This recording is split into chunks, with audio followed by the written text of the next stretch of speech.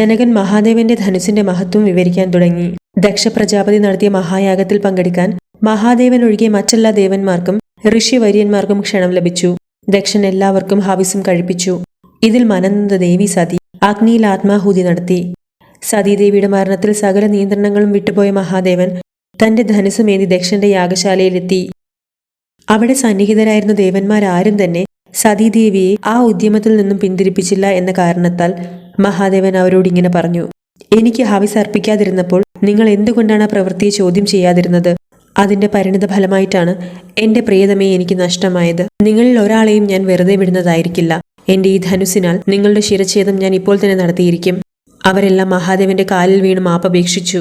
ഒടുവിൽ കുറച്ചൊന്ന് ശാന്തനായ മഹാദേവൻ ആ ധനുസ് എന്റെ വംശത്തിലെ ഒരംഗമായ ദേവരഥന് നൽകി. അത് പാരമ്പര്യമായി കൈമാറ്റം ചെയ്യപ്പെട്ട് ഇപ്പോൾ എന്റെ കയ്യിലുമെത്തി. അതാണ് ഈ ധനുസിന്റെ പ്രത്യേകത. ജനക മഹാരാജാവ് പറഞ്ഞു നിർത്തി. ഇനി ഈ ധനുസും ഞാനും തമ്മിലുള്ള ആത്മബന്ധം പറയാം. സന്താനങ്ങളില്ലാതിരുന്ന ഞാൻ സന്താന സൗഭാഗ്യത്തിനായി ഒരു യാഗം നടത്താൻ തീരുമാനിച്ചു. അതിനാൽ ഞാനും എന്റെ പത്നിയും നിലം ഉഴുതുമറിക്കുമ്പോൾ ഭൗമാന്തർഭാഗത്തൊരിടത്തായി ഒരു പെൺകുഞ്ഞിനെ കണ്ടെത്തി. അവളെ ഞങ്ങൾ കൊട്ടാരത്തിലേക്ക് കൊണ്ടുവന്ന് സ്വന്തം പുത്രിയായി വളർത്തി.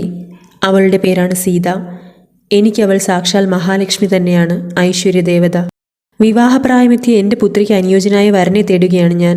മഹാദേവന്റെ ഈ വിശിഷ്ട ധനുസിന്റെ ഞാൻ വളയ്ക്കാൻ കഴിയുന്ന വീരനാകും എന്റെ പുത്രിയെ വിവാഹം ചെയ്യാൻ പോകുന്നത്. അതിനായി ഒരുപാട് രാജാക്കന്മാർ പരിശ്രമിച്ചു.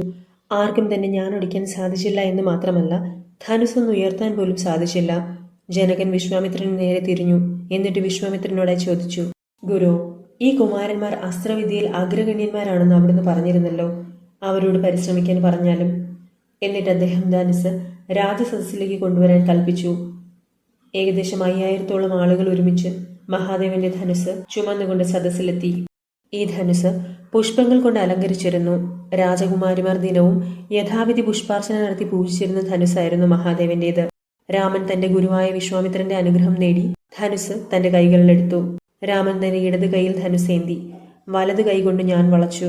ക്ഷണനേരം കൊണ്ട് ധനുസ് രണ്ടായി പിളർന്നു.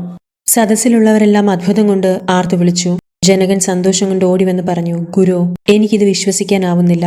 ഞാൻ കണ്ടിട്ടുള്ളതിൽ വച്ച് ഏറ്റവും ശക്തനായ പുരുഷനാണ് രാമൻ. എന്റെ പുത്രി സീതയ്ക്ക് ലഭിച്ച ഭാഗ്യമാണ് രാമന്റെ പത്നീപദം. ദയവായി ഈ ശുഭവാർത്ത കോസല രാജാവ് ദശരഥനെ അറിയിക്കാൻ അനുമതി നൽകിയാലും. രാമനും സീതയും തമ്മിലുള്ള വിവാഹം നടന്നു കാണാൻ എനിക്കും തിടുക്കമായി. വിശ്വാമിത്രന്റെ അനുവാദം വാങ്ങി ജനകൻ തന്റെ രാജദൂതന്മാരെ ദശരഥന്റെ കോസലത്തിലേക്ക് അയച്ചു.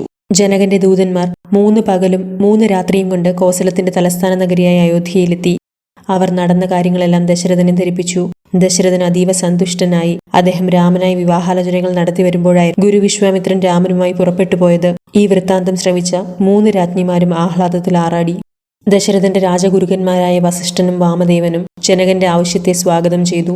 ദശരഥനും 3 രാജ്ഞിമാരും രാജഗുരുക്കന്മാരായ വസിഷ്ഠനും വാമദേവനും മന്ത്രിമാരും മറ്റ് പ്രധാന അംഗങ്ങളും മിഥിലാപുരിയിലേക്ക് യാത്ര തിരിച്ചു. ദശരഥൻ മിഥിലാപുരിയിലേക്ക് പുറപ്പെട്ട വിവരമറിഞ്ഞ ജനകൻ രാജാവിനെയും പരിവാരങ്ങളെയും സ്വീകരിക്കാനായി തയ്യാറായി നിന്നു. ആ രാജ്യം ഇന്നുവരെ കണ്ടിട്ടില്ലാത്ത വിവാഹ മാമാങ്കത്തിന് തുടക്കം കുറിച്ചു. പ്രജകളെല്ലാം ആഹ്ലാദ നൃത്തമാടി. വിവാഹം നടക്കുന്ന സദസ്സിന്റെ ഒരു ഭാഗത്ത് അയോധ്യാവാസികളും മറുഭാഗത്ത് മിഥില നിവാസികളും അണിനിരന്നു. ദശരഥനും കൂട്ടരും ഒരു ഭാഗത്തു നിന്നും സദസ്സിലേക്ക് ആഗമിച്ചു. ജനകനും കൂട്ടരും മറുഭാഗത്തു നിന്നും. ദശരഥന്റെ പക്ഷത്തു നിന്നും ഗുരു വസിഷ്ഠർ ചടങ്ങുകൾക്ക് കാർമ്മികത്വം വഹിച്ചു. ജനകന്റെ പക്കൽ നിന്നും ഗൗതമന്റെ പുത്രൻ സദാനന്ദനും. ജനകനും പത്നിയും പുത്രി സീതയുമായി രാമന്റെ അടുക്കലെത്തി. അദ്ദേഹം സീതയെ രാമന്റെ കരങ്ങളിൽ ഏൽപ്പിച്ചു. അതുപോലെ സീതയുടെ സഹോദരി ഊർമിളയെ ലക്ഷ്മണനും വിവാഹം ചെയ്തു.